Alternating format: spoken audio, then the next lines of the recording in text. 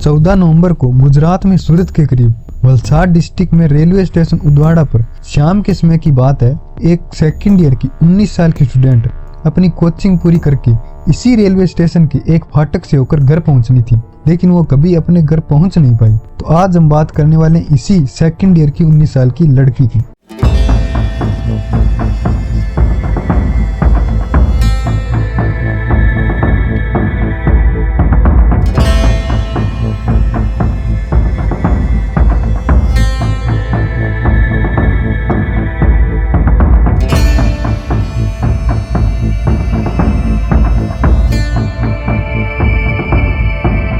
तो जैसे ही ये 14 नवंबर को घर नहीं पहुंची तो घर वालों को चिंता हुई और 2-2.5 घंटे ज्यादा लेट होने के कारण वो उसे ढूंढने निकल जाते हैं। और उन्हें अपनी बेटी के कोचिंग के आने जाने का रास्ता पता था, तो वो उसी रास्ते पर उसे ढूंढने के लिए निकल जाते हैं। और जब वो रेलवे स्टेशन से करीब 100 मीटर दूर पहुंचते हैं तो उन्हें एक लड़की दिखती है जो जमीन पर लेटी हुई थी। तो वो दौड़कर उसके पास जाते हैं। तो जैसे ही वो उसके पास पहुंचते हैं तो उनके होश उड़ जाते हैं, क्योंकि वो लड़की कोई और नहीं होती है बल्कि उन्हीं की बेटी होती है जिसे वो ढूंढने निकले थे। और घर वालों को देखते ही पता चल गया था कि उसका कत्ल करने से पहले उसके साथ जबरदस्ती भी की गई है, क्योंकि कपड़ों की हालत देखकर सब पता चल रहा था।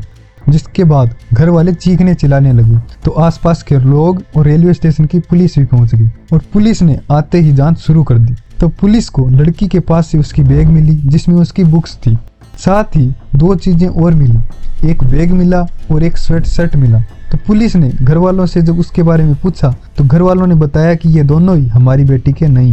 तो पुलिस वालों ने जब उस बैग को खोला तो उसमें 3 जर्सी, 2 हाफ पैंट और एक मोबाइल का चार्जर निकलता है। पुलिस वालों ने ये सब देखकर अंदाजा लगा लिया कि ये जो भी रेपिस्ट और कातिल है वो यहाँ का तो नहीं है, और हो ना हो ये एक मुसाफिर है जो ट्रेन से ही आया है और ट्रेन से ही गया है। तो तुरंत ही पुलिस वाले उदवाड़ा रेलवे स्टेशन की ओर दौड़ते हैं सीसीटीवी चेक करने के लिए। लेकिन पुलिस वालों को यह देखकर धक्का लगता है जब उन्हें यह पता चलता है कि रेलवे स्टेशन पर एक भी सीसीटीवी नहीं है। लेकिन पुलिस वाले हार नहीं मानते। लड़की की बॉडी को पोस्टमार्टम के लिए भेजकर वो उसे ढूंढने का दूसरा जरिया देखते हैं। पुलिस वालों को इतना तो पक्का था कि मुजरिम जो भी है वो ट्रेन से ही आया है और ट्रेन से ही गया है। इतने में ही सूरत के डिस्ट्रिक्ट अस्पताल से लड़की की पोस्टमार्टम रिपोर्ट भी आ जाती है और पता चल जाता है कि कत्ल करने से पहले लड़की के साथ जबरदस्ती की गई है। अब पुलिस जो है वो कातिल की तलाश करने के लिए अपनी पूरी कोशिश करती है और वो ये तय करती है कि उदवाड़ा से पहले और बाद के जितने भी रेलवे स्टेशन है उन सभी के सीसीटीवी फुटेज चेक किए जाएं। और उनका ये फैसला सही भी साबित होता है। और जब वो उदवाड़ा से एक स्टेशन पहले का सीसीटीवी चेक कर रहे थे तभी उन्हें एक शख्स नजर आता है जिसका पुलिस वाले चेहरा तो भले ही नहीं पहचान पाते, लेकिन पुलिस वाले उसने पहन रखी वो स्वेट शर्ट और वो पिट्टू बैग फट से पहचान जाती है, क्योंकि वो वही शर्ट और पिट्टू बैग थी जो उन्हें उस लड़की के पास से मिला था। और पुलिस को सीसीटीवी फुटेज देखते हुए ये भी पता चल जाता है कि ये शख्स बाएं पैर से थोड़ा लंगड़ा कर चलता है। ये सब देखने के बाद पुलिस को थोड़ी राहत मिली। कातिल का अब हुलिया वगैरह पता चल गया है। तो गुजरात पुलिस उसे ढूंढने के लिए 10 टीमें बनाती है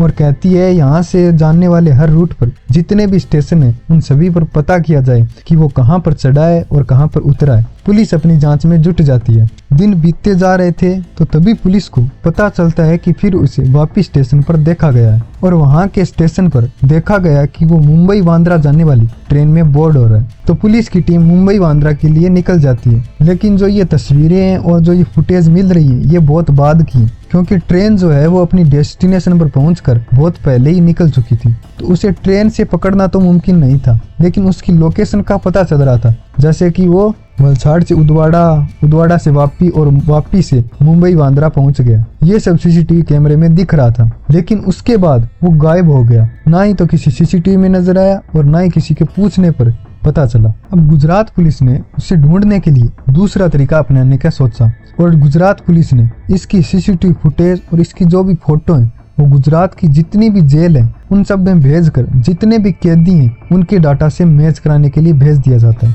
लेकिन अफसोस कि कोई भी गुजरात की जेल से किसी भी अपराधी से इसका चेहरा मैच नहीं करता है। तो पुलिस के हाथ फिर खाली रह जाते हैं। तो पुलिस फिर नेशनल डाटा निकालने का फैसला करती है और देश के हर स्टेट में इस कातिल की फोटो भेजी गई और जांच शुरू की गई। तभी राजस्थान की जोधपुर जेल में एक कैदी का चेहरा इस चेहरे से बिल्कुल मैच हो जाता है और पता चला कि वो इसी साल ही मई में बेल आउट हुआ है और उस पर मामला था ट्रक चोरी का। तो जोधपुर पुलिस उसका डाटा गुजरात पुलिस को भेज देती है और डाटा में देखते हैं तो पता चलता है कि आरोपी का नाम राहुल जट है और वो हरियाणा के रोहतक का रहने वाला है। तो पुलिस तुरंत रोहतक पहुंचती है कि शायद वो वहां पर मिलेगा, लेकिन वहां पर पहुंचने पर भी कोई फायदा नहीं होता है, क्योंकि वहां पर पहुंचने पर पता चलता है कि राहुल को उसके भाई ने और उसकी मां ने पहले से ही घर से निकाल रखा है। और वो बताते हैं क्योंकि वो चोरी करता था, गुंडागर्दी करता था और कई बार जेल भी जा चुका था, तो पड़ोसी उन्हें ताना मारते थे, इसलिए उसे घर से बेदखल कर दिया था और उसके बाद वो पलट कर कभी घर पर भी नहीं आया। तो पुलिस को उसका नाम और चेहरा तो मिल गया था, लेकिन उसका पता नहीं मिल रहा था। लेकिन फिर भी गुजरात पुलिस अपनी हर संभव कोशिश कर रही थी। जैसे उन्होंने मुखबिरों का जाल फैला दिया और मुंबई बांद्रा रेलवे स्टेशन पर भी नजर रखी जा रही थी, क्योंकि वो वहां पर आखिरी बार देखा गया था। दिन बीतते जा रहे थे और 10 दिन बीत जाते। 14 नवंबर को लड़की की लाश मिली थी और 24 नवंबर हो चुकी थी, लेकिन कोई रिस्पांस नहीं मिल रहा था। तभी वलसाड़ के चीफ के फोन पर एक कॉल आती है और सामने होता है उनका मुखबिर, जो बांद्रा रेलवे स्टेशन पर एक होकर का काम करता था। और वो कॉल इसलिए कर रहा था क्योंकि गुजरात पुलिस ने गुजरात से लेकर मुंबई तक जितने भी रेलवे स्टेशन थे सभी पर कातिल की फोटो दे रखी थी और कहा था कि इसके बारे में कुछ भी पता चलने पर कॉल किया जाए। तो बांद्रा रेलवे स्टेशन पर भी सबके पास वो फोटो थी। तो होकर ने तुरंत दिए गए नंबर पर कॉल किया और बताया कि यह शख्स अभी अभी बांद्रा से भुज जाने वाली एक ट्रेन में बैठा है। इतनी इन्फॉर्मेशन पुलिस के लिए काफी थी, लेकिन जब तक फोन किया गया तब तक वो ट्रेन वहां से निकल चुकी थी।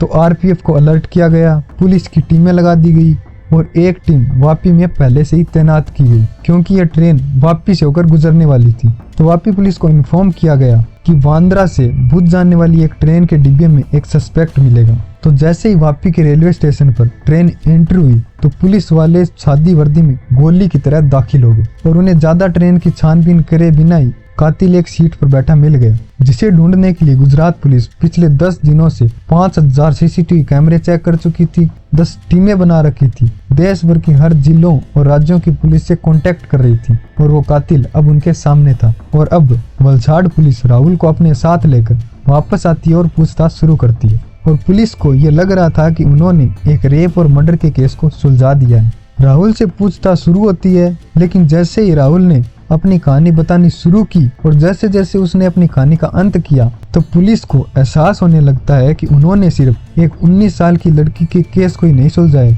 बल्कि 4 और हत्याओं के केस को भी सुलझा दिया है। और पकड़ा गया राहुल कोई कातिल नहीं बल्कि एक सीरियल किलर है, जिसने एक नहीं बल्कि 5 लोगों को सिर्फ 1 महीने के अंदर अंदर ही मौत की घाट उतार दी है। पुलिस वाले उसकी कहानी सुनकर हक्के बक्के रह जाते हैं।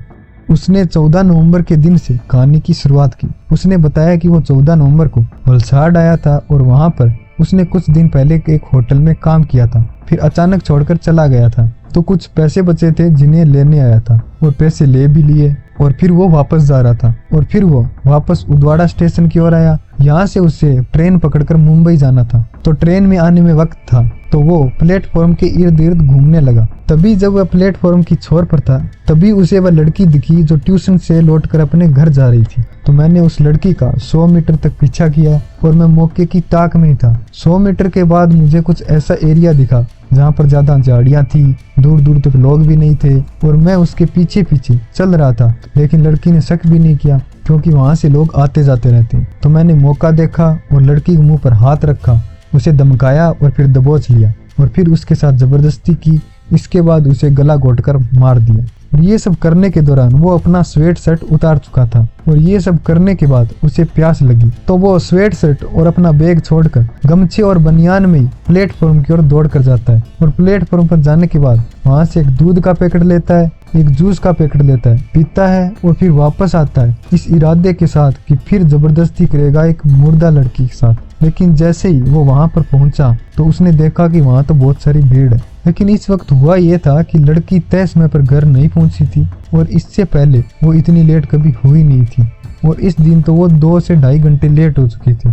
तो घर वाले उसे ढूंढने के लिए निकल जाते हैं। कोचिंग के रास्ते का पता था तो वो उसी रास्ते पर जाते हैं और उन्हें उनकी बेटी की लाश मिल जाती है। तो ये सब दूर से ही देखकर राहुल समझ गया था कि बात खुल चुकी है। तो ये वापस पलटता है और बैग पैक और अपना स्वेट शर्ट छोड़कर जो भी गाड़ी आती है उसे पकड़कर निकल जाता है। और वही स्वेट शर्ट और वो बैग पैक पुलिस के लिए एक अहम सबूत बनती है, जिसकी वजह से वो उसे पकड़ पाती है, क्योंकि ये दोनों चीजें अगर शायद नहीं मिलती तो वो अभी भी खुला ही घूम रहा होता। फिर उसने बताया कि वो वापिस से वांद्रा गया और फिर वहां से हावड़ा पहुंच गया। और हावड़ा पहुंचने के बाद 19 नवंबर को, इस कत्ल के ठीक 5 दिन बाद 19 नवंबर को हावड़ा में एक और महिला का रेप किया और फिर उसका मर्डर किया, और वो लाश एक ट्रेन की बोगी में मिली थी।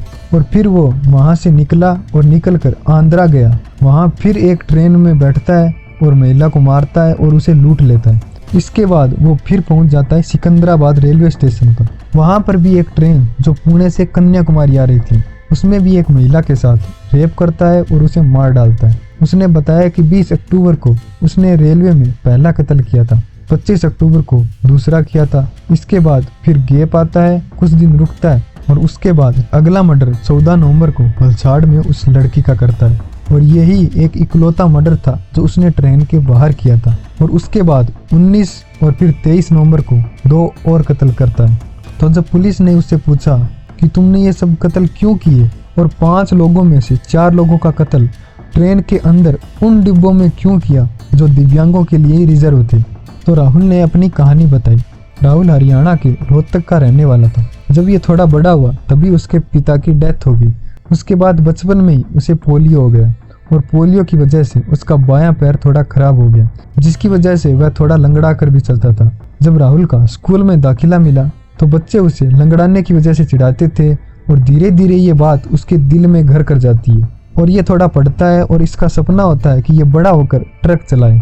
और उसे ट्रक देखकर खुशी भी होती थी कि वो ट्रक चलाएगा। लेकिन जैसे ही वह बड़ा हुआ तो लोगों ने उसे ट्रक ड्राइवर की नौकरी तो छोड़ो, किसी ने उसे ट्रक के पास भी नहीं आने दिया। ये बात उसे बहुत बुरी लगी और उसने ये सोचा कि लोग मुझे ट्रक ही नहीं चलाने दे रहे, तो उसने ट्रक की चोरी करनी ही शुरू कर दी। उसने 12 ट्रक चुराए अलग अलग जगहों से, दिल्ली से, हरियाणा से, राजस्थान से, यूपी से। ट्रक चुराता, माल बेच देता और ट्रक कहीं पर छोड़ देता। और इसी चोरी के चक्कर में वो कई बार पकड़ा भी गया, जेल गया, फिर बेल पर वापस आ गया, फिर चोरी की, फिर गया, फिर वापस आ गया। इस तरह इसका आना जाना लगातार लगा रहा। मई में इसको बेल मिल गई।